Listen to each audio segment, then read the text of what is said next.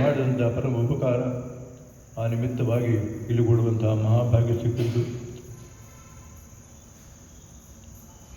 ಅದಕ್ಕೆ ಅವರೇ ಕಾರಣರಾಗಿದ್ದಾರೆ.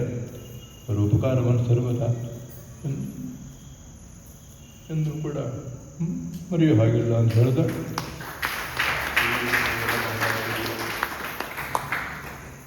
ಜೀವಬುದ್ಧಿಯನ್ನು ಕುರಿತು